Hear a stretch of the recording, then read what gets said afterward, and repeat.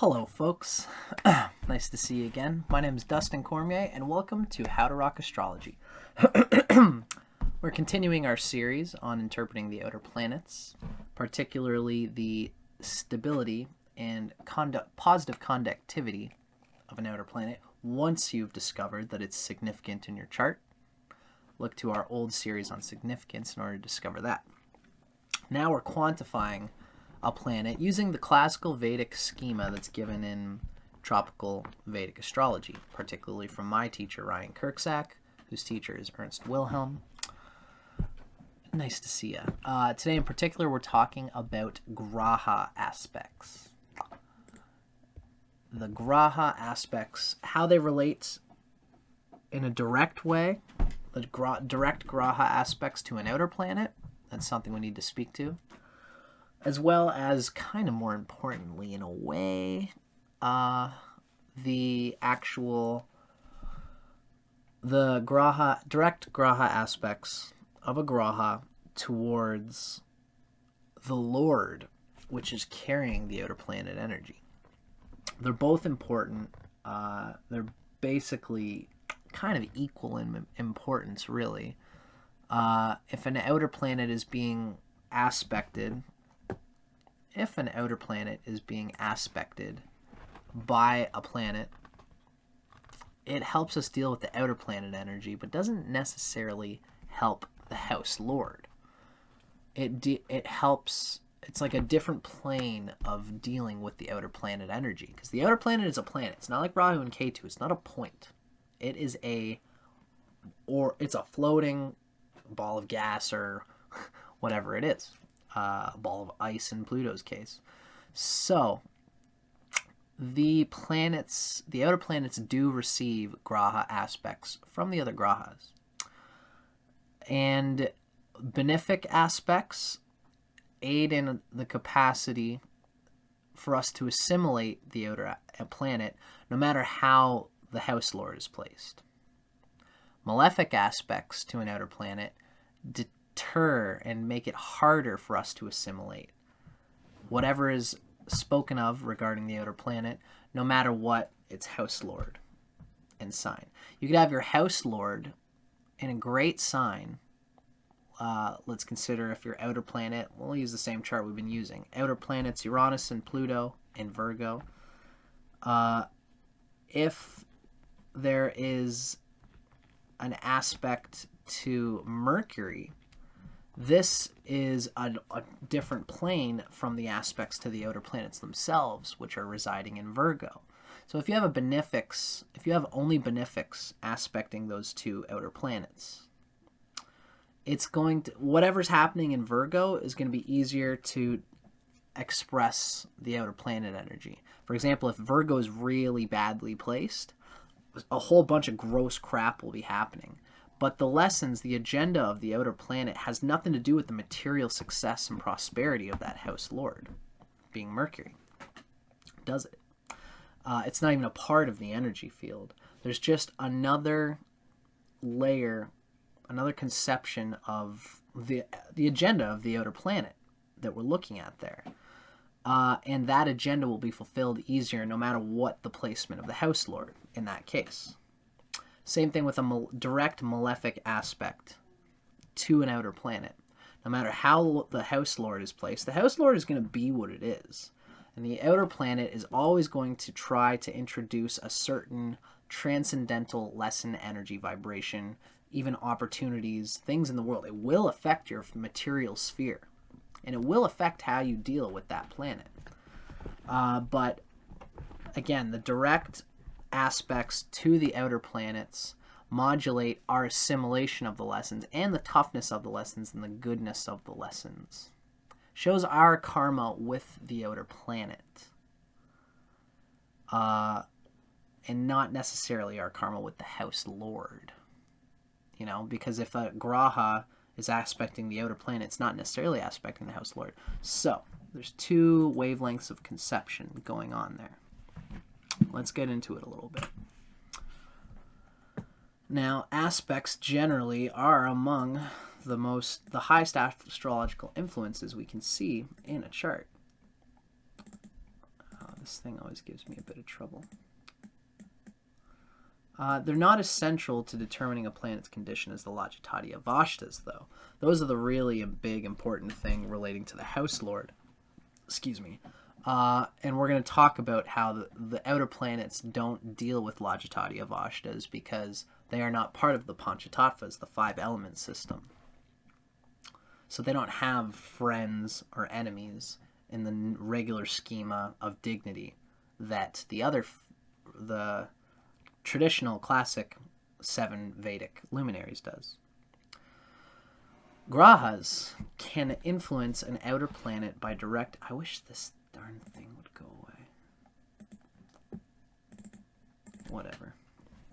Grahas can influence an outer planet by direct aspect. In this case, the interpretation is simply related to the benefic versus malefic nature of the Graha aspecting the outer planet. Its power, so this relates to the power and significance of the planet that's hitting that outer planet, as well as the orb of the aspect. The heavier the orb, the more the aspect will be a thing. Plus, we also have to consider, if like Saturn is hitting an outer planet, we have to consider the Shad Bala of Saturn, the positive prosperity of Saturn, the relationship of Saturn to the Lagna, the relationship of the placement of Saturn to the placement of the outer planets, right? If the outer planets are in Virgo and Saturn is in Pisces, which is the case that we're going to look at, those two planets are kind of antagonistic to each other in a way. It's the opposite energy, and that's why oppositions can be painful. Not always, though, not from a benefic. So, if we have, right now we're talking about direct aspects to the outer planet. Benefics. If we have Venus, the waxing moon, Jupiter, and Mercury when it's associated with the benefic, because Mercury modulates itself to fit whatever it's close to. So these are all the 4 possible benefics. When these are aspecting an outer planet, this insulates us from the traumatic, piercing permutations which the outer planets tend to work through. It shows that we have a karmic readiness to receive the lessons of those outer planets, probably from doing work in past lives on them. Benefics make the lessons easier to understand, makes us absorb them, because it reduces the collateral damage which spiritual transformation tends to employ.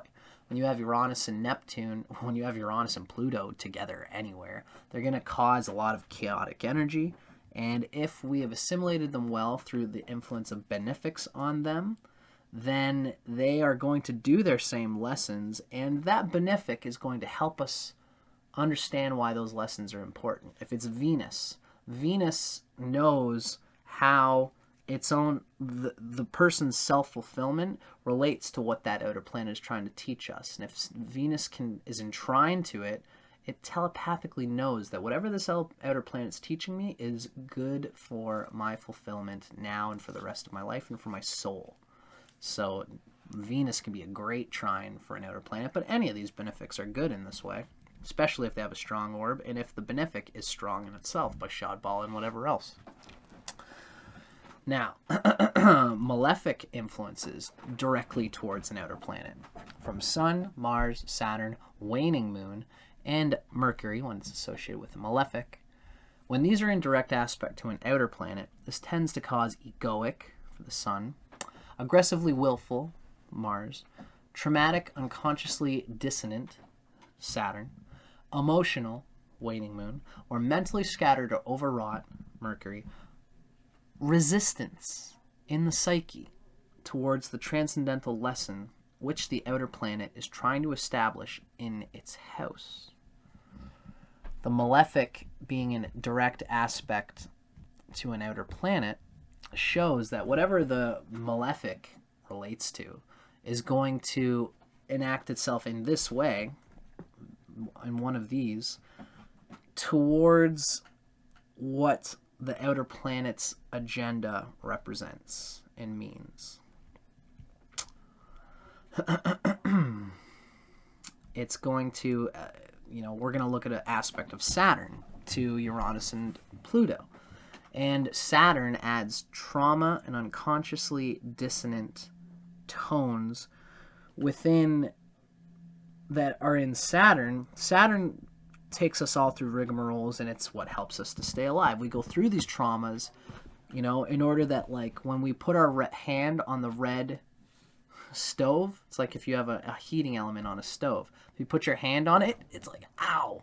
And then Saturn says, oh, you're not going to do that again, are you? You're going to remember in your neural memory that it's bad to touch the red spot with your hand.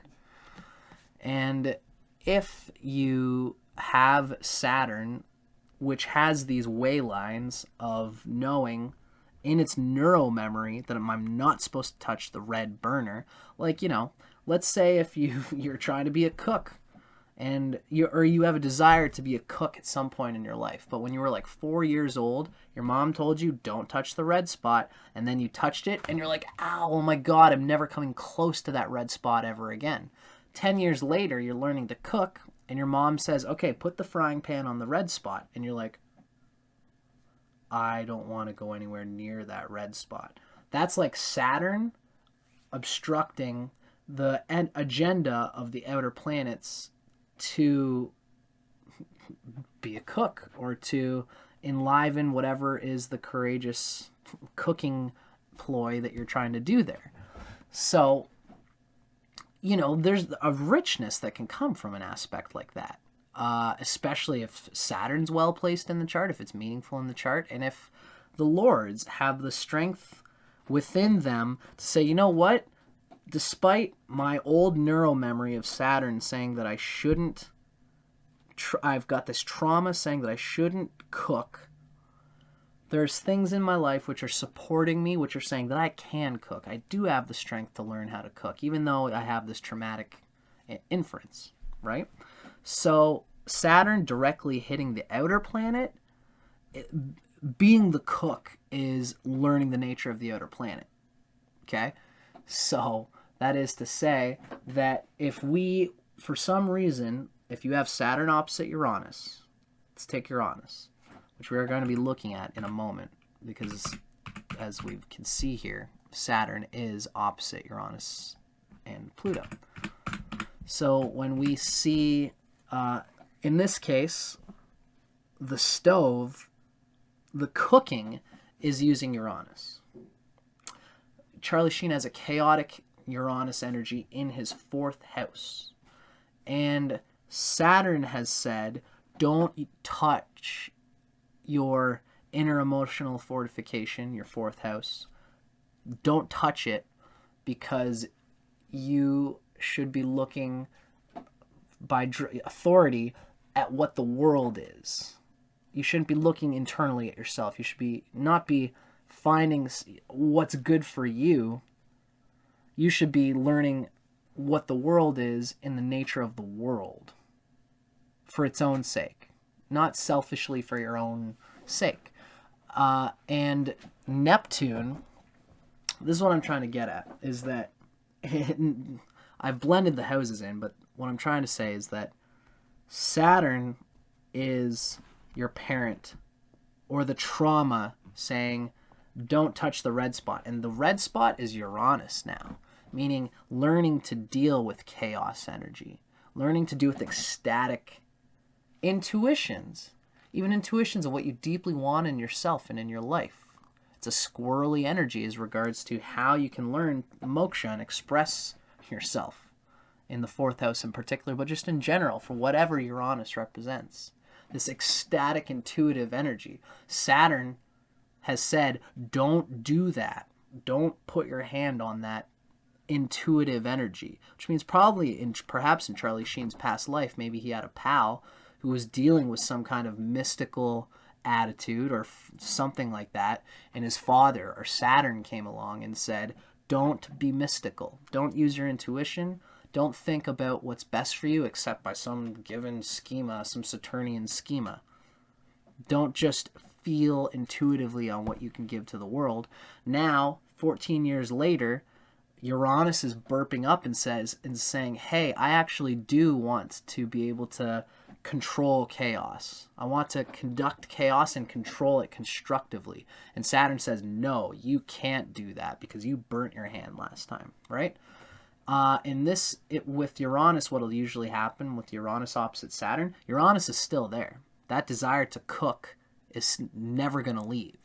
The only difference is that you can just give up on cooking, but the energy of Uranus in the nervous system is always going to build these scattering, ecstatic intuitions of where you can be happier, of ideas of how you can satisfy yourself. And those aren't going to go away. Saturn is going to, at some level, stop you from thinking that you can do that. But this is the nature of Uranus opposite Saturn. You still have to find ways of dealing with that chaos energy, even though Saturn is compelling you not to. Sometimes this could be generally a bad thing, where this just reduces one's capacity to learn the lesson of Uranus. Because Saturn is just saying, you remember burning your hand on it, so just don't go down that road. And sometimes this adds up to a person who catches their spiritual bees with vinegar, not honey.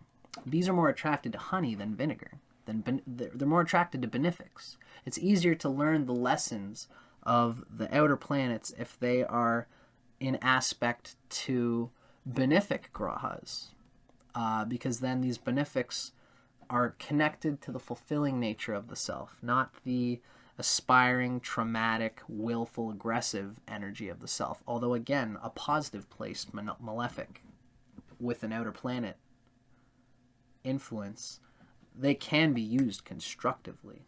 This maleficness just depends on the context of the chart. So, let's not be like Western astrologers. I want to make sure again that you guys can see me good. Let's not be like Western astrologers by forgetting to consider... Did I forget anything in there? Yeah, sorry. I guess I should say. So having a malefic directly aspect the outer planet reduces our ability to deal with it. It gives the respective negative qualities towards what the outer planet represents as a 7th or higher chakra karaka to its house and lord. That 7th or higher chakra karaka is my own poetic inference. Karaka meaning like a significator. So let's not be like Western astrologers, and let's not forget to consider the outer planet as a higher chakra transducer in the context of the house and lord, which perpetuates its transcendental vibrations. So what I mean by that is that the West is used to dealing with only aspects. They're not used to thinking of the house lord and how that relates to the expression of the outer planet. So this is pretty textbook Western astrology stuff when it comes to direct aspects to an outer planet. A planet directly in aspect to an outer planet will always be aspecting a critical degree of that sign that is where the outer planet resides. Because that degree where the outer planet is a part of that sign, Virgo in this case, and its lord, Mercury, which is being energized. So for Saturn to be opposite that particular point, is opposite the outer planet. It's where the outer planet is. So the point here is that let's not be like Western astrology and remember that this aspect to the outer planet reflects not only on the outer planet's agenda, but also the house and lord through which the outer planet expresses itself, in this case Virgo and Mercury. So, similar considerations must be taken for when any graha aspects a lord that is carrying outer planet energy.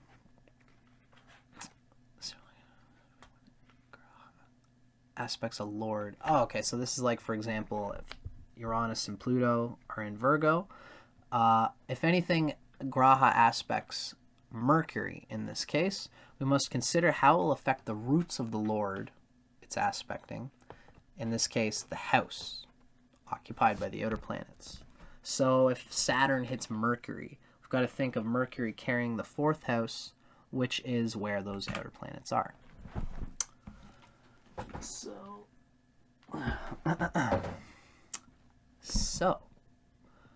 The following is an excerpt from Isabel Hickey's Astrology, a Cosmic Science, a classic Western text on modern astrology. So give us some food for thought in determining how these aspects will play out in this particular chart. We are looking at Saturn opposite Uranus. What was that? Page 233.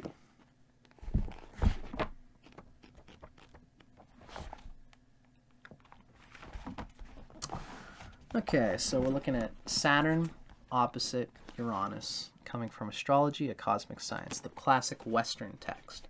We're going to take this little cookbook figure and try and see how it relates to the agenda we've been describing as the agenda of the 4th house, where Uranus and Pluto are. The 4th house of Charlie Sheen, that is. Saturn opposite Uranus. Just consider that when we're looking at a Western aspect like this, the Western aspects are always reciprocal, meaning Saturn is getting an aspect from Uranus, just like Uranus is getting its aspect from Saturn. And of course, this is definitely true. And if we were doing a chart if we were interpreting Saturn, we would consider this as a part of it, of how Saturn deals with itself.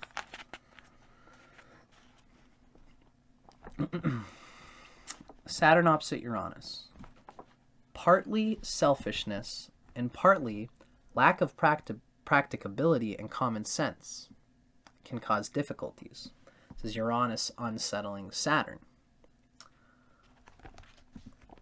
Torn between the necessity to conform because of wanting to feel safe and secure, and the desire to launch out into more expanded horizons and feel free. Saturn is this bottom line of security that says, like, don't go too crazy.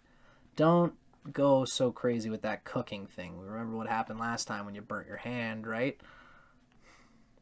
It's like Saturn kind of says, look, you know what, that whole cooking thing, that's just a little bit much for you. Why don't you just settle down, get yourself a job in I don't know, something simpler, something that doesn't have that going on, and don't set yourself such high standards. But the Uranus here will be like, what am I missing? What am I missing? This person must not act impulsively where business or partnership deals are concerned, or there could be considerable loss. It's the impulsiveness of Uranus disrupting Saturn. This person needs to consult with those who would be wiser before coming to decisions. So this has a huge emphasis on Neptune hitting Saturn more than Saturn hitting Neptune. It's just the nature of these Western texts. Still important though, because that is a factor. I'm just going to get our next aspects ready.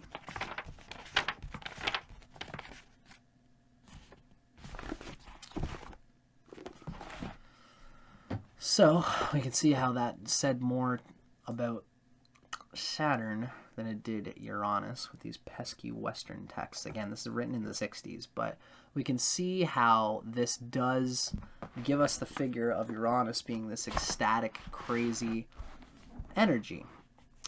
In this case, relating to being opposite Saturn, business, constructiveness, authoritative, patience, and diligence and time. Uranus is going up against all of that, which is what Saturn represents. And Saturn being in the 10th, well, simply what we would have to do is modulate that reading to fit the chart in question. So we would say that Saturn's opposite aspect on the outer planets themselves, it's Uranus and Pluto, probably messed up his capacity to fully discern, understand, and objectively deal with his zany and undomesticable 4th house.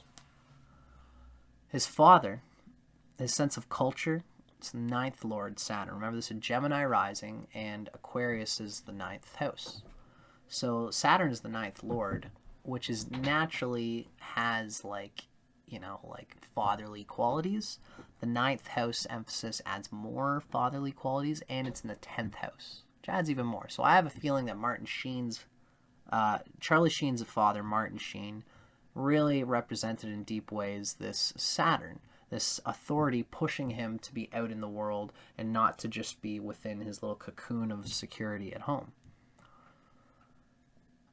So, his father, his sense of culture, ninth lord Saturn, as well as his desire to securely affirm resources from his family or his spouses. It's the eighth lord. So Saturn is also the eighth lord for a Gemini. So not only is he getting pressure from culture generally, his father's just like, I'm a man and I'm going to do glorious things for my family. And I want my kids to do the same. Not only that, but Saturn for Charlie Sheen, also this father energy probably carries resources from family. His family wealth probably was funneled into him at some level, possibly even wastefully. This also relates to his spouses and to the wives he marries and the way he builds relationships with them. Both of these rocketed Charlie Sheen into situations which were antagonistic to his inner explorative muse, the fourth house, finding ecstatic, new, funky ways of making himself happy through himself. He wanted to explore these funky ways of being happy himself, regardless of Saturn. And this contributed to his inability to feel at home with himself. Even when his dad wasn't there, even when his wives and his spouses weren't there, if he's home alone by himself with nothing but me, myself, and I, he's thinking in his head about how these things are always pushing him around. And Saturn being opposite to that fourth house, it's denying him the ecstatic capacity of Uranus to playfully find its own way, its own emotional center, despite the worldly responsibilities being laid on him. This is just a little thing. Saturn does not hurt Mercury much directly. It gives 19 points of aspect, as we're going to see in the later slide. Graha aspects do not affect the houses, only planets in each other's vision. This Saturn does affect the outer planets directly, and therefore the house they occupy through the outer planets. But if these outer planets weren't here, Saturn would just be hitting the sun. And if the sun wasn't there, then Saturn in the 10th house is just, it's not directly affecting any planets in the 4th house. So Saturn's influence has nothing to catch in that case. But in this case, the outer planets and the sun are catching Saturn's traumatic negativity. Now, when we read Uranus in the 4th, we've already read a little bit of it. This is just my little rundown. Not only was Sheen compelled to take Saturn's antagonism with a deep egoic power struggle from Pluto. We could see that there's an ego theme here with Pluto. But with regards to Uranus, the energy in Sheen's emotional foundation literally just had chaotic ups and downs within itself, which he couldn't just tell his parents, like, I have these internal urges and things. His dad would have looked at him and said, yeah, every kid does. Get over it. You know, you're a kid, you're in school, you're my kid, and I want you to be really great. And Charlie Sheen's probably said, you know, I feel like I can't be happy and satisfied internally no matter what. And his dad was probably like, look, there's one simple way to do that. It's to work hard and to be a worldly active person in the world. So this further exacerbated his control, his inner security, and his capacity to control his sun and 4th house energy. These ups and downs might have added up to some powerful inner wisdom, self-direction and control, and activity in the world, as the 4th house is an angular house. It brings activity. There's some things that he could have done to explore how to make himself happy, how to make others happy, and how to live joyously within this regard. But the harsh aspects here suggest that Saturn caused a dissonant psychological conception of this zaniness in himself. Like, he didn't bother wanting to control or learn from it. Because it's the zaniness itself that he thinks is just there. And I'm just never going to deal with it just because it's always been there. My hand has always had that burn mark and I'm never going to even just deal with it. He probably projected his father and wives' sentiments about it and saw the beast in himself as... So it's like whenever his father or his spouses would come down on him for his zaniness or for being just unsatisfiably crazy, they probably tried to help him, maybe even, might have came to him for rehab vibes, and he would have said, they don't understand me. Nobody understands this pressure that I'm being put through with Saturn. I don't even understand it, and they must not. This loses the proper headspace with which to develop self-awareness and deal with it. It must have seemed uncontrollable, Uranus, to him. He probably resented anything which Saturn could have employed through worldly activity to balance him out, wanting deeply to let it all go, despite remaining technically a capable actor for a long time. It's his marriage and home life that brought Saturn to his knees. Even his Saturn, which was well placed. This is where Uranus is even damaging Saturn. And the fourth house, of course, is more of the domestic side of the relationship, spousal thing. Some people have more of a fourth house emphasis than a seventh house emphasis. He might have even, Sheen's Jupiter was okay, and it had a lot to do with his whole life, which was his seventh lord. But that's its own thing. The way he pleasures his wife and deals with his wife, doesn't really deal with much of this outer planet energy.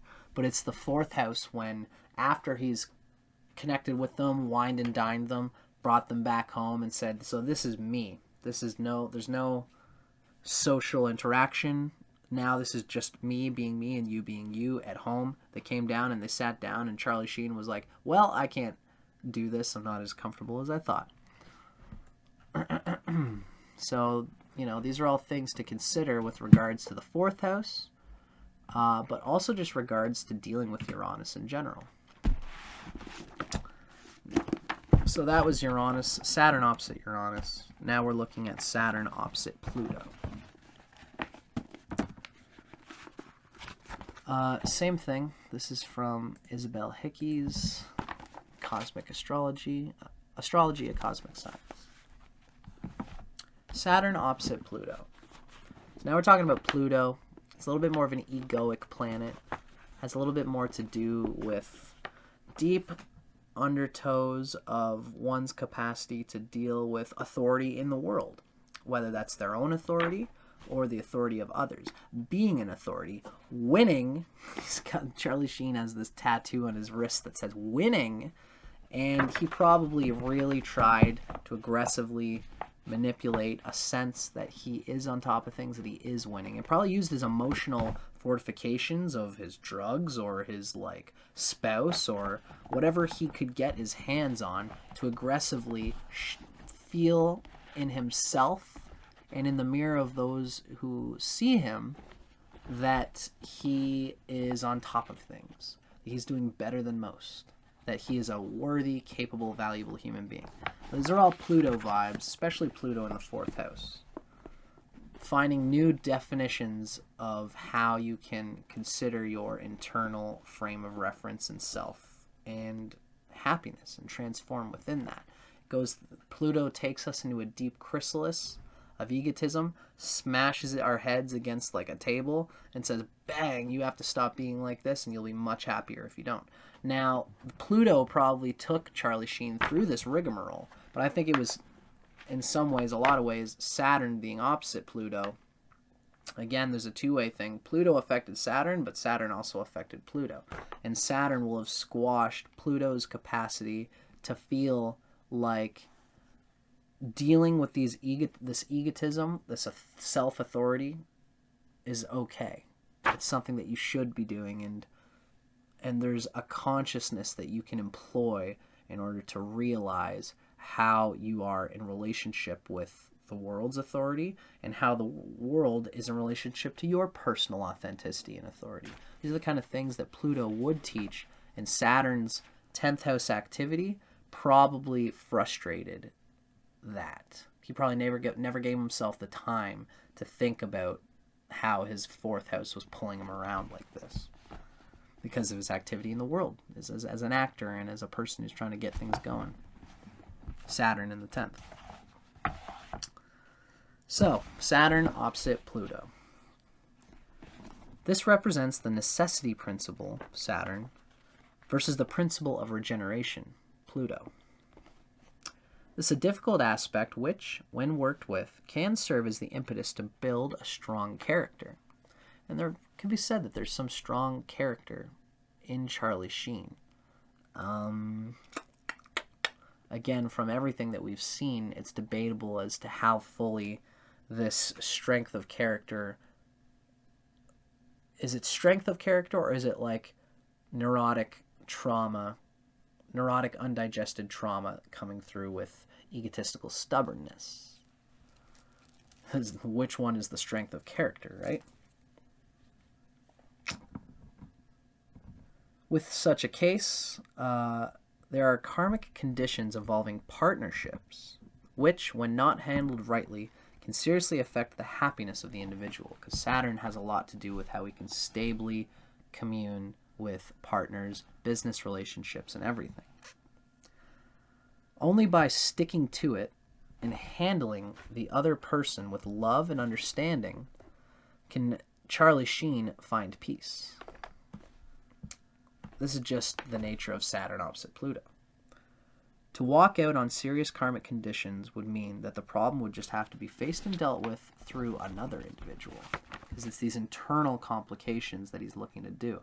And when you have an internal complication, like some kind of Pluto opposite Saturn deal, Saturn is repressing the Pluto's authenticity in the individual, and if they don't work that out with this partner, then they're going to work it out with the next partner and the next one. And they might just say, you know what, you are not what I'm looking for, screw you, and I'm going to go find another way to express my authenticity and authority confidently.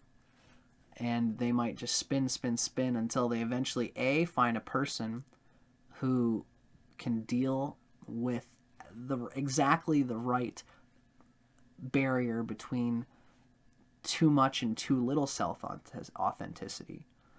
Or if Pluto's really well placed, they'll find it within himself, and then any partner will be good because they will have figured this complex thing out.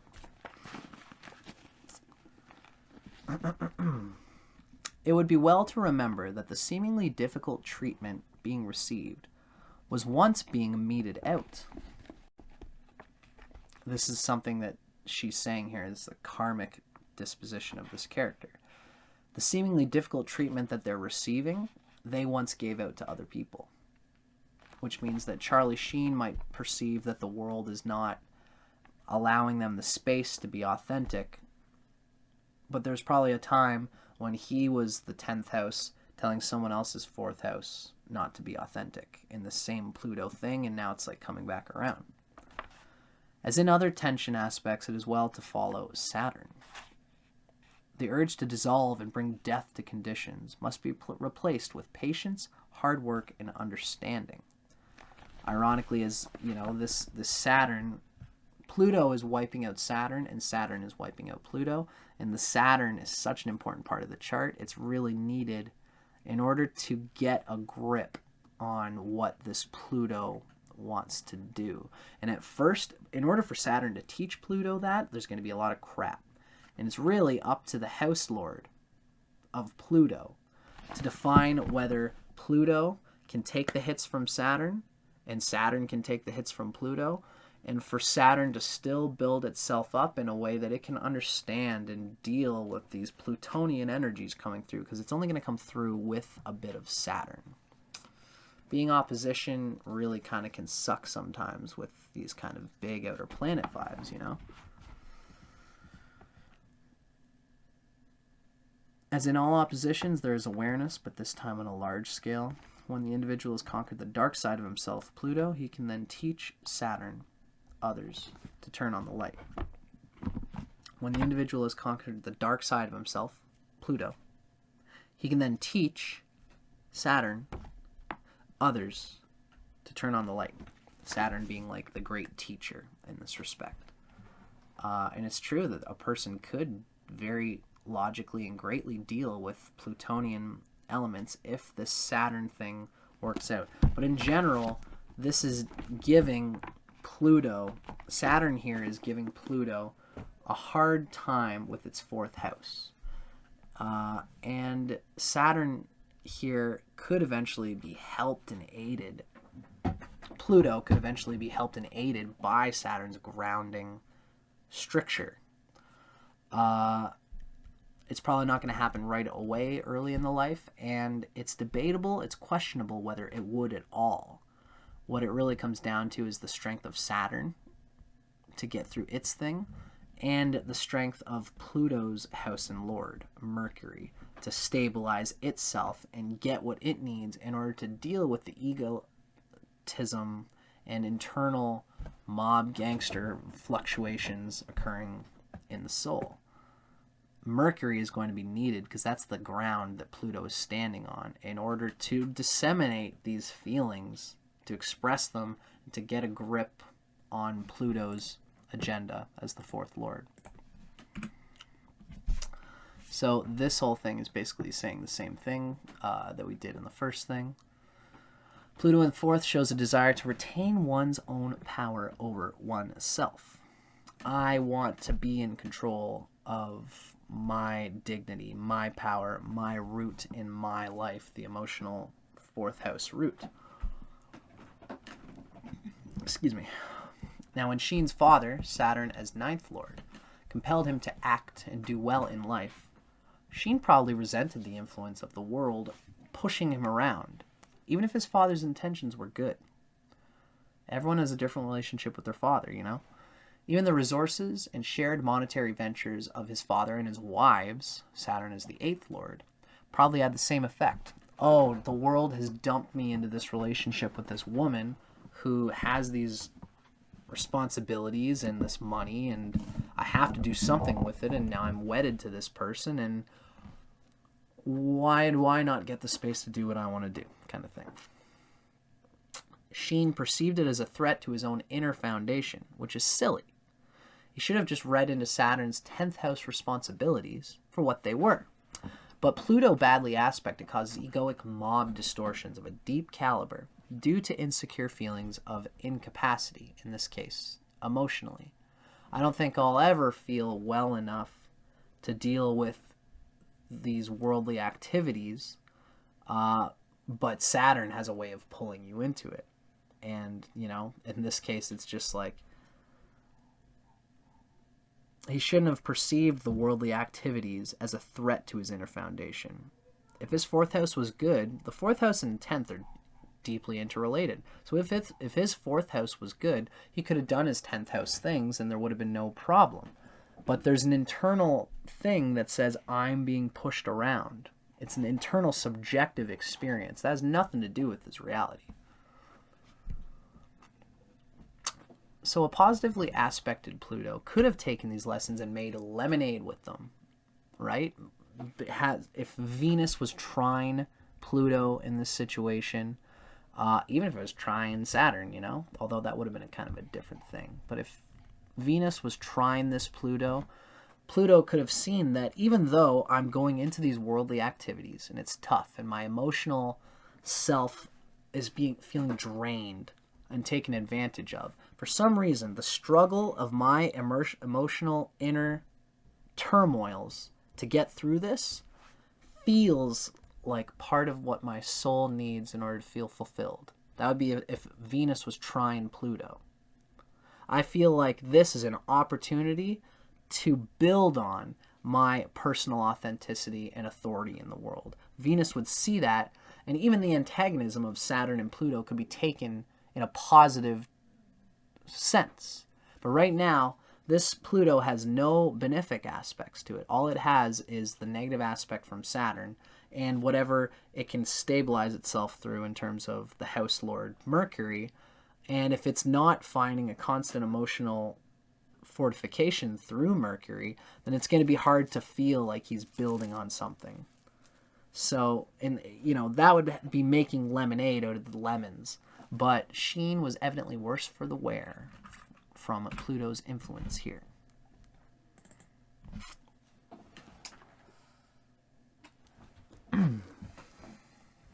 So, now that we've talked a little bit about the direct Graha aspects, let's just take a little peeky-poo at aspects to the sun. Essentially, we're doing the same thing that we've done before. We're looking at the sun because the sun is the dispositor of Mercury, and Mercury is the dispositor of the Sun. I keep pointing here, but the Vedic people are going to be the ones looking here. So, aspects to the Sun. Of course, it's the Graha. So, we just had a word about direct Graha aspects to the outer planets themselves. Now we're going to be looking at Graha aspects to the house lord, which is Mercury, and Sun is tied into it in this case because, again, this mutual yoga going on with Mercury. It's annoying because these are all one, which seems annoying, but again, as astrologers, we have to think critically and see all these dimensions of a chart if we want to consider ourselves as pertinent conveyors of the Vedic wisdom and knowledge. So, with that being said, now we're looking at the Graha aspects to the planets themselves. The house lord, which is carrying the outer planet energy, rather. That's what I meant to say. In this case, we're looking at the Sun. Positive aspects to the Sun are going to give the third house support and make them feel good and virtuous about the Sun, about the third lord, about excitedly finding ways to express themselves, excitedly finding, third lord, ways to embody their nature, fourth house, right? Sun as the third lord is channeling the fourth house. Positive aspects to the Sun are going to support the Sun's exploring and finding ways to channel its energy, which will in turn support the fourth house. 22 points from the benefic moon. This provided Sheen some emotional nurturing while embodying his third house solar ego in dreams.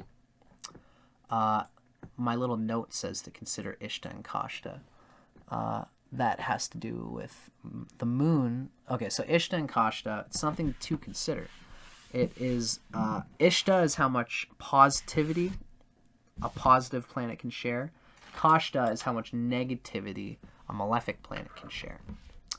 So the moon has 20, it's kind of like average, and so is Jupiter's actually got much more Ishta. So the moon is like half and half. So it basically expresses 11 points instead of 22 of its benefic influence. But in any case, everything helps, right?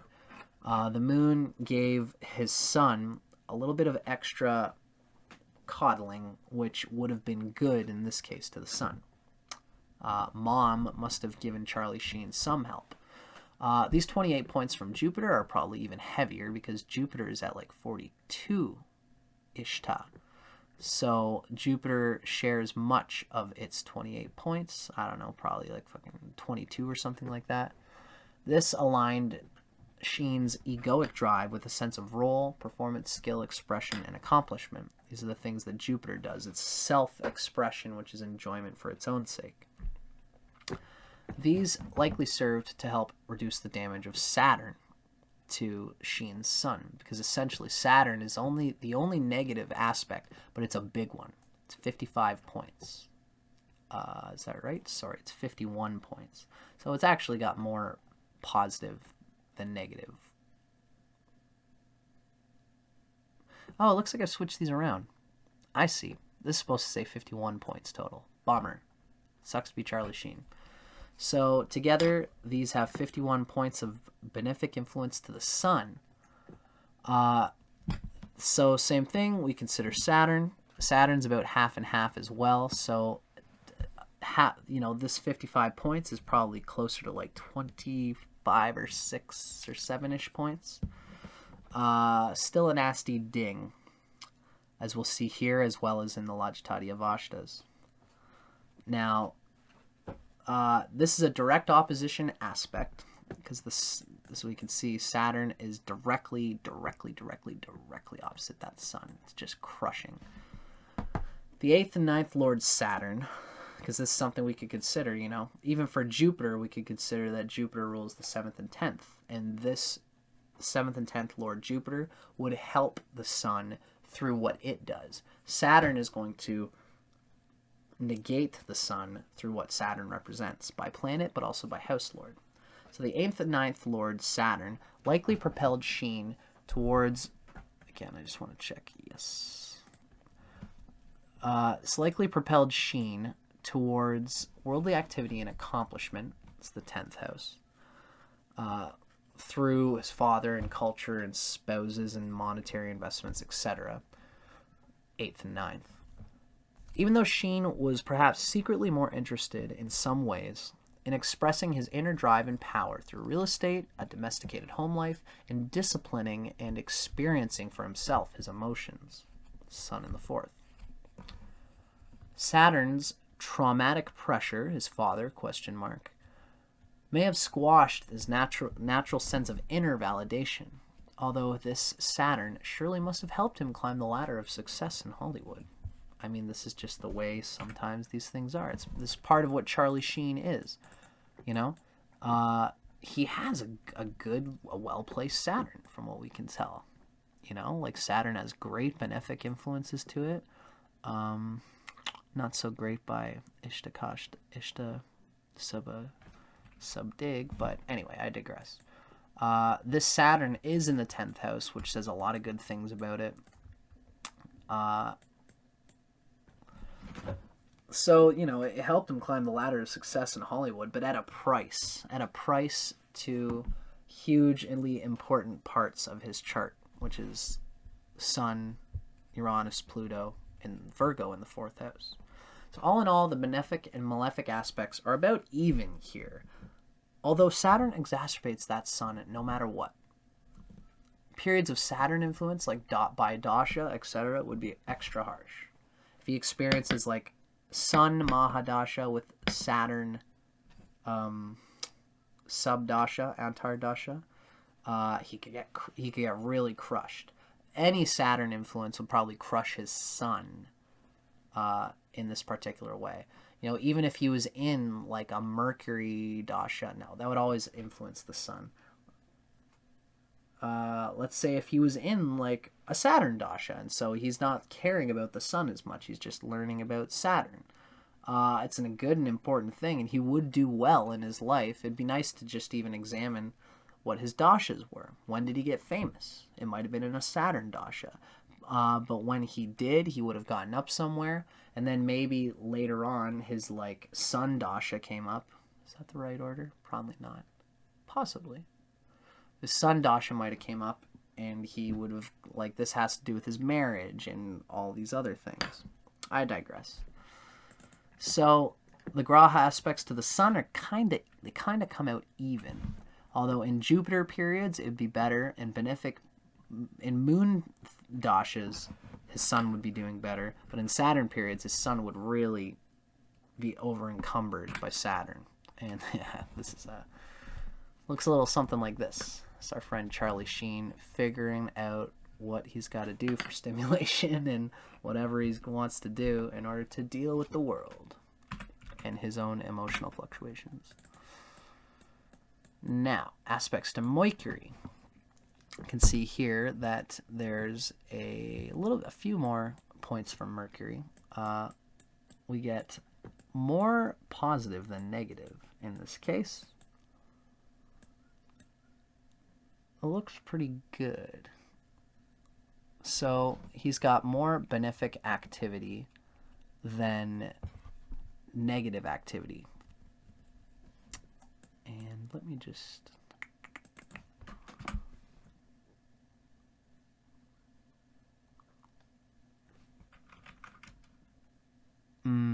So I ultimately called this kind of negative by Graha aspect, although I might end up calling this kind of neutral. I think what I ended up saying, I'm just doing a quick overview of all this, and I think that it's tough stuff to keep all these things in your head, but we're going to see how even though there's more benefic aspects to Mercury than negative ones, Saturn and Mars caused a little bit of negative damage to Mercury here.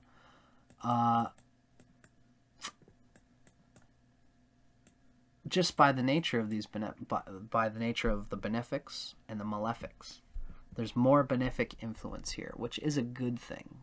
And since the Sun was equal to, I should almost just consider it to be relatively balanced and positive. What has made me pour it over is the fact that the outer planets themselves are receiving the direct opposite aspect from Saturn. But with that being said, you guys are witnessing me trying to digest all of this, because no one else has ever done what I'm doing here. It's debatable whether I'll just end up calling this, I think I might just call this a neutral. Instead of being terribly unstable, I read this as all being rather neutral. I digress. Let's just digest a bit. Looking at the aspects to Mercury, we see that the moon is trine Mercury in Sagittarius, where Mercury's in Leo. It's a pretty good, healthy-looking trine there, too. It's right on. So the moon shares 31 points with Mercury.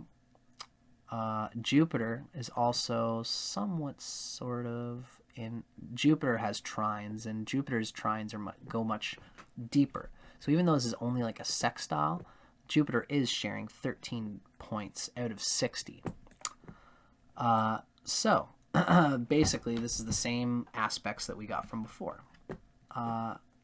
Same encouragement to the Sun is being given to Mercury from the moon, from emotional coddling from the mother. The mother helped him to organize his fourth house and to organize the mercurial management and skills and even self-talk that might have helped Sheen to stabilize his fourth house a little bit.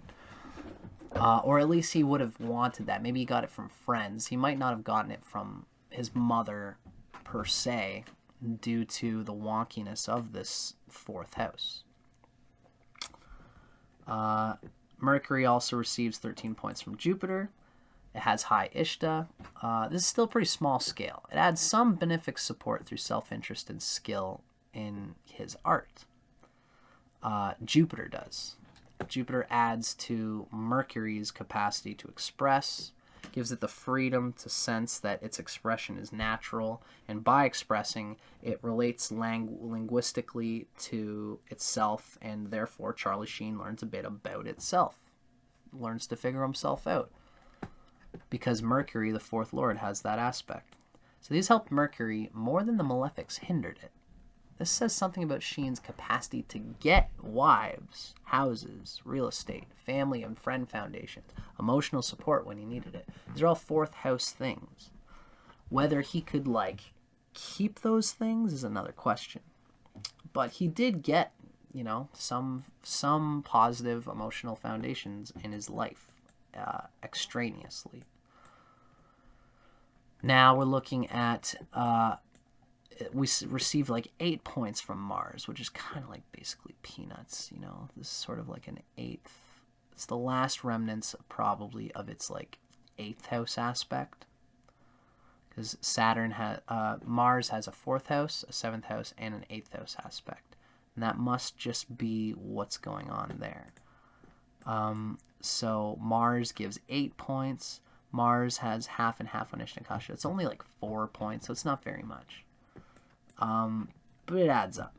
19 points from Saturn, which is relatively strong as well. 19 points is still kind of peanuts. 27 overall is pretty small. It's big enough. This caused a little extra trauma, pain, and hindrance towards Sheen's emotional foundation, as well as his physical health and natural life path, being the first lord. These negative aspects to Mercury damaged his actual health and stressed his health a little bit, as well as his 4th house. He almost didn't have the energy sometimes to deal with it. It's a pretty small scale, but it's there. Saturn, if this was another chart with a way wackier, huger Graha aspects, this might be more relevant. This is still relevant. These are all these little things that we got to consider, So Saturn and Mars' self-discipline and firmness towards Mercury may have turned to ugly self-criticism from time to time. It's what happens when a malefic aspects the First Lord. This would have affected his home life, since his sense of self is directly connected to his emotional foundations, since the first and fourth lord are both Mercury. Saturn's orb so tightly affecting those outer planets, here's my reasoning. Saturn's orb so tightly affecting those outer planets, plus the Sun as Mercury's dispositor, plus Mercury itself, at least a little bit, all add up to a huge malefic influence on the outer planet energies in his fourth house. A cracked foundation indeed.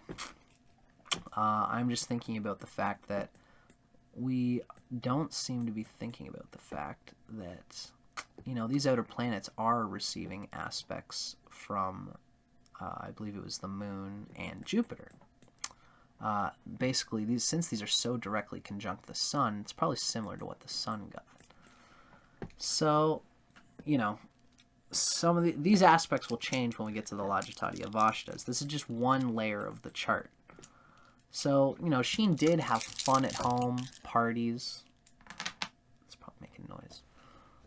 He had ways of expressing himself. He did experience a rich tapestry of domestic home life experience with friends, wives, and relatives, with the help of drugs, music, and other ecstatic efforts. But he became addicted to the frenzy of it. It's the outer planets, it's the Sun's aggression, the third house, the third lord nature.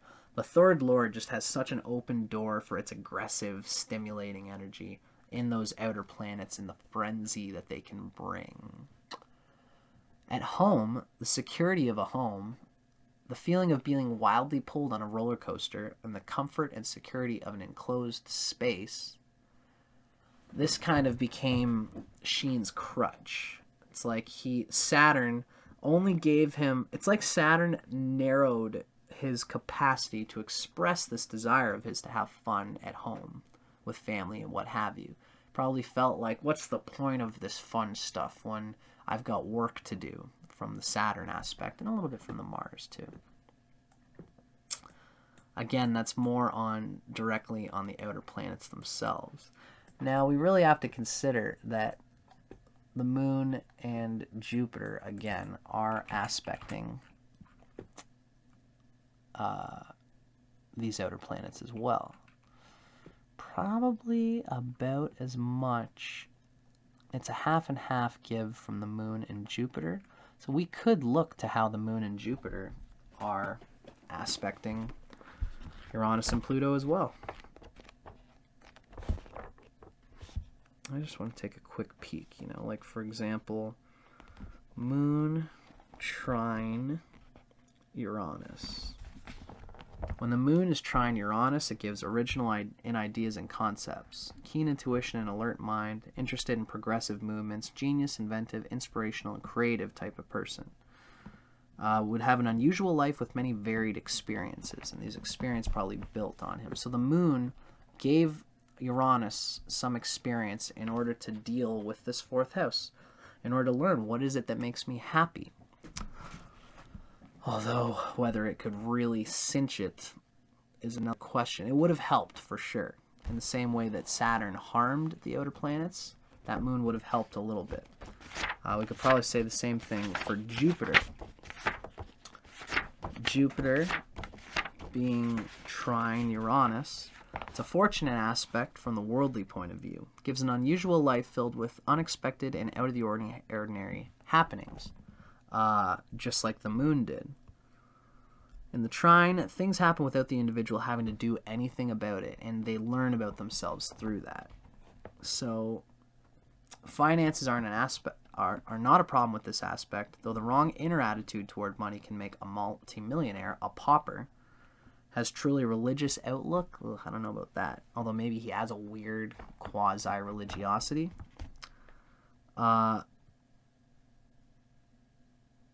Brings development and success in middle life. Powerfully magnetic personality. These things all would have helped the Uranus feel like there is something. My expression is good. There is something that I can do to give me some emotional foundation. And this is all there. So that's why I think I've written this out as being unstable. I'm going to leave that for a moment, and you guys are going to see at the very end of this video, I'm going to make a little drop down showing the total for this Graha Aspects thing. And we're going to see that it's, I would kind of call it neutral, because that's the way the Graha Aspects are really building out. These outer planets have some fulfillment from the Moon and Jupiter, about as much as Saturn squashes it. So that's an important thing to consider. Sheen probably did feel like there was some spiritual realization and learning about what makes him happy through the experiences that Jupiter and the Moon would have brought his fourth house by being enshrined to those outer planets. So, you know, how he took to the outer planets might have been okay. But this still doesn't say much about the condition of his actual fourth house, his fourth lord, Mercury. The Graha Aspects are going to come out as ultimately being pretty neutral in regards to how Graha Aspects are affecting this house and lord in this outer planet analysis. So, hope you guys dug that. I think we're getting to the end of this series soon. Check out the next episode. We're going to talk about the Lajitaadi Avastas and how they're slightly different from Graha Aspects in their purely benefic and malefic nature. It's all good and it's all important, and I hope you guys dig it. I'm Dustin Cormier for How to Rock Astrology. I'll see you guys on the next one. Thanks for watching.